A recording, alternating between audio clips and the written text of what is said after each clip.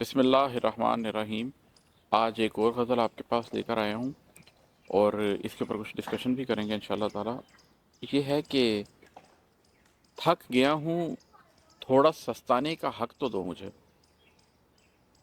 تھک گیا ہوں، تھوڑا سستانے کا حق تو دو مجھے،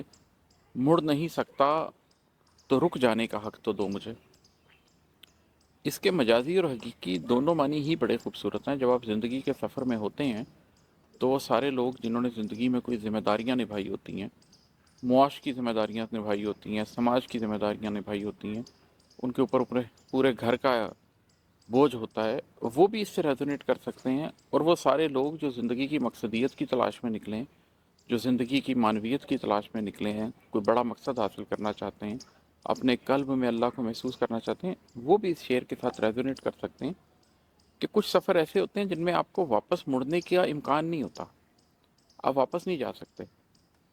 اب اگر ایک بھائی ہے جس کی 4 بہنیں ہیں اور اس نے ان کی شادی کرنی ہے اور اس کے والد کی ڈیتھ ہو گئی ہے اور وہ دبئی گیا ہوا ہے اور وہاں سے وہ پیسہ کما کما کے ماں کو بھیج رہا ہے اور ماں اس سے اپنی پیسے اکٹھے کر کر کے بہنوں کی شادی کر رہی ہے، وہ 2 بہنوں کی شادی کر چکا ہے اور 2 کی ابھی اس نے کرنی ہے۔ اب اس کی کیا کیفیت ہوگی؟ کیا وہ اس جنگ سے بھاگ سکتا ہے؟ وہ اس جنگ سے نہیں بھاگ سکتا، اس نے اپنی ذمہ داری کو پورا تو کرنا ہے،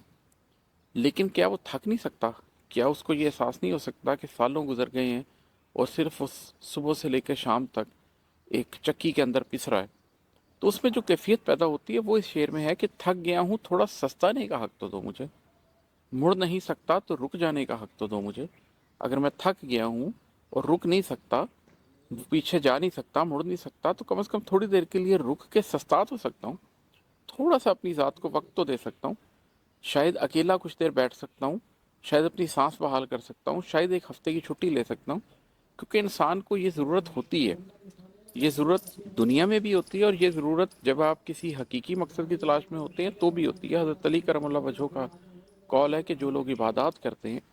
ان کو چاہیے کہ وہ بیچ میں آرام بھی کر لیں، اس لیے کہ انسان کا قلب عبادت کر کر کے بھی تھک جاتا ہے۔ ہم جانتے ہیں کہ قرآن کے اندر اللہ تعالیٰ نے باقاعدہ طور پر نبی کریم صلی اللہ علیہ وآلہ وسلم کو اور ان کے ساتھ جو اصحاب تھے جو پوری رات، آدھی رات، 1 تہائی رات عبادات میں لگاتے تھے، 2 تہائی رات عبادات میں لگاتے تھے، ان کو براہ راست یہ فرمایا ہے کہ آپ جتنا آسانی سے ممکن ہو، آدھی رات یا اس سے کچھ کم یا اس سے کچھ زیادہ، آپ اتنی دیر عبادت کر لیا کیجیے، آپ کے جسم کا بھی آپ کے اوپر حق ہے۔ تو یہ ایک انسانی ضرورت ہے، مجاز میں بھی اس کی ضرورت ہے اور حقیقت میں بھی اس کی ضرورت ہے، تو اس کا نقشہ یہاں پر میں نے کھینچا ہے۔